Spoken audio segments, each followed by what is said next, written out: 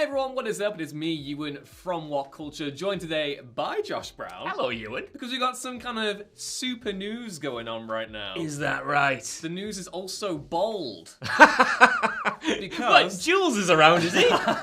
Because we got some new news about Superman Legacy. Yes, the new film coming from James Gunn as a part of the new DCU universe. It is just DCU, but it's... what a name. Drop the second U, it's cleaner. You know? Exactly. But yeah, there was a new report from The Hollywood Reporter yesterday that went into the current ongoing search for the films Superman, Lois Lane, and in some juicy new reveals, Lex Luthor too. So let's dive into it. So the report comes from Boris Kitt, who said that the most recent weekend, James Gunn has been doing screen tests with the 3 different pairs. So he's got David Corenswet, which is a perfect name. Emma Mackey, Tom Brittney, and Phoebe Diviner, Nicholas Hoult, and Rachel Brosnahan. So Rachel Brosnahan was in House of Cards. Tom Brittney is a British actor who's been in Grantchester. Phoebe Diviner was in Bridgerton. David Corenswet was in Pearl, and Emma Mackey was the lead in Sex Education. So we've got some kind of obviously Nicholas Hoult is the big name there. And that's fascinating because the last time I checked up on this casting news, Nicholas Hoult was being talked about as Lex Luthor. I didn't even know he was in the running for Superman, but that seems to be the case now. That is interesting, man. Yeah, They mention it in the report here. They said that he had initially put thrown his hat into the ring to play Lex Luthor, and then I think maybe there's been some conversations right now. James Gunn's been like, hey, you're gonna be Batman. You wanna maybe gonna be Superman. So it's interesting. What will happen if Nicholas Hoult ends up just kind of not getting the other DC hero role? I do. I think he's better as a not a hardcore Superman fan. In my opinion, he seems a better fit for Superman than he did for Batman. If you're going up against Robert Pattinson, which he was when he was in talks to star in the Batman, Robert Pattinson, even though they both are good at playing kind of like freaks, Robert Pattinson is a freak through and through, from what I can tell in his personal life, and he can embody that kind of freakier part of Bruce Wayne a little bit better than Nicholas Hoult, in my opinion. When I look at Nicholas Hoult, especially in some of the period movies he's been in, I see Clark Kent. I don't know how he would fit in the Superman suit, but he's got that sort of, that affable charm, that kind of good guy center. Again, I know that's kind of weird considering he has played freaks in the past, but there's something about him where I look at him and I kind of see Clark Kent's face especially, but I can also picture his face, his chin, his hair in the Superman suit. He would be my choice, but that's kind of more because I don't want to see him become the runner-up of any kind of big franchise again. I feel like he deserves to lead a movie now. He has proven himself over the years. Whether he will be James Gunn's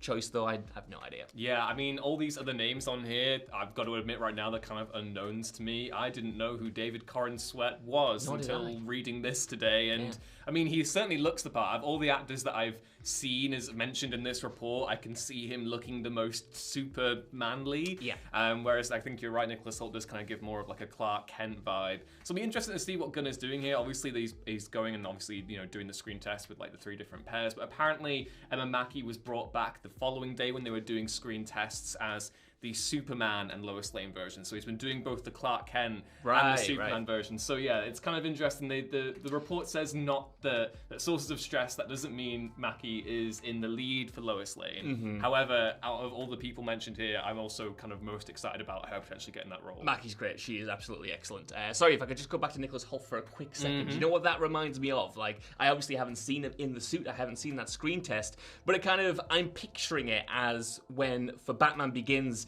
Cillian Murphy screen tested in the Batman suit, and I love Cillian Murphy. Maybe it's because both actors just have sick cheekbones, but as soon as he kind of stepped into that seat, you could kind of see, okay, at that time anyway, he wasn't there. He wasn't, necessarily looking like the Batman, even though he may have looked like There's a list in this. You could have the bit where Tom Hiddleston was screen testing as Thor. Yeah, you absolutely could. Nicholas Hoult, don't get the Superman role and feed into the content machine for us, please. But yeah, the big thing that came out, the big new piece of information, apart from the whole screen testing stuff, was that there is a short list for Lex Luthor, of course there is, and the 2 names that the Hollywood Reporter mentions are the Skarsgard siblings, Alexander and Bill. And having seen John Wick 4 recently, and he plays like that kind of smarmy, I could totally see them doing a good a good old Lex Luthor. I love both of these actors, right? And I think it depends what type of take you're going after for Lex Luthor. Do you want a kind of smarmy, freakish looking guy, or do you want a smarmy, charming kind of muscular guy? Because I love both of what they accomplish, and I think, like you said, with the likes of John Wick,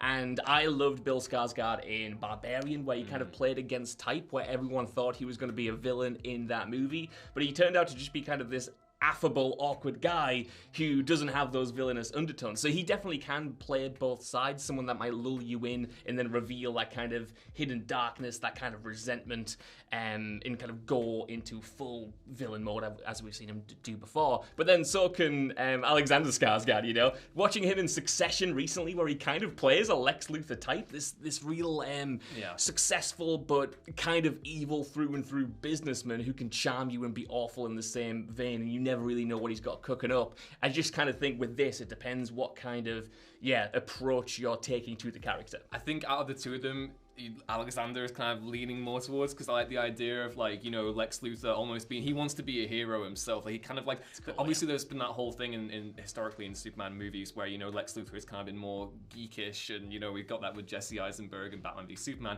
I'm now here for power suit, like 80s businessman Lex Luthor, who Clancy Brown voiced in like the Superman animated series. And I think, Alexander, I think he could really pull that off, especially if they do a whole thing like, you know, we've got the image behind us now of when Lex kind of wanted to become Superman.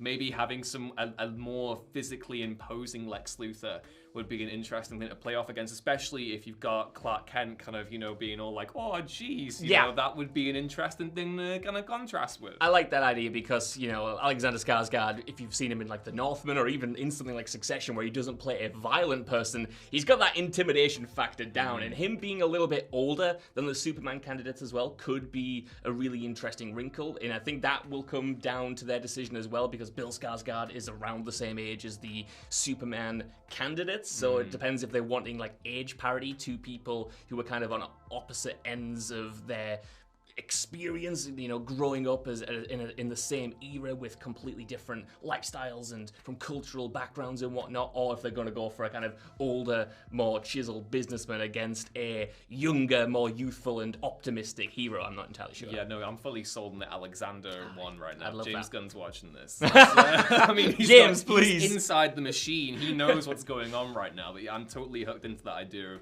of having Lex, like you say, be an older version, have that kind of, you know, a younger Superman coming in and upsetting the balance of power, as it were. It's more established. It's less an insecure thing and more like, there's a new guy on the block and I need to prove to him that I'm just as, you know, I'm Lex Luthor, I'm dashing, I'm handsome, I'm big, I'm strong, I'm smart. And then this little, like, farm boy comes along and he's just, you know, tearing things up in Metropolis.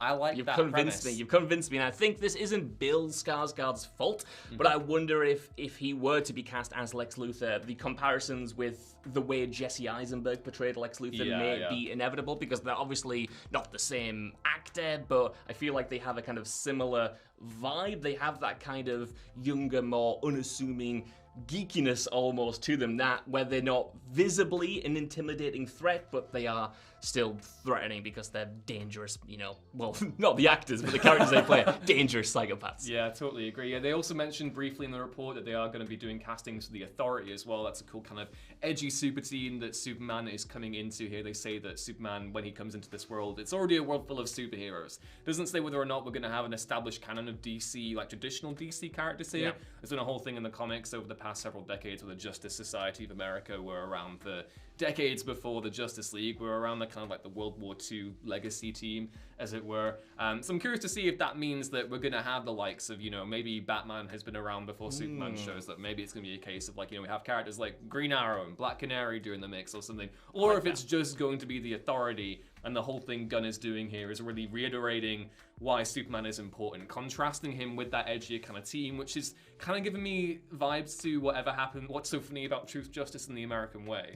Which is a comic that came out in the early 2000s where it was like, Superman goes up against a team called the Elite, which were like a stand-in for the Authority. And there's no reports about it, as far as I'm aware, of the movie taking inspiration from there, but I wonder if, you know, after years of dark Superman, this is Gunn going, well, no, this is what Superman is to me. Let's contrast him with the edgier elements and show why he is so unique. I like it. I like it a lot, especially, you know, considering, like you said, some of the other projects that Gunn has in development. We're looking at Batman the Brave and the Bold as well, which is going to dive into the Bat family. And Damian Wayne, which suggests that, you know, even if we don't get a super old Batman, we've got a Batman who is old enough to be a father to a complete, you know, new protege and whatnot. A daddy-o. So...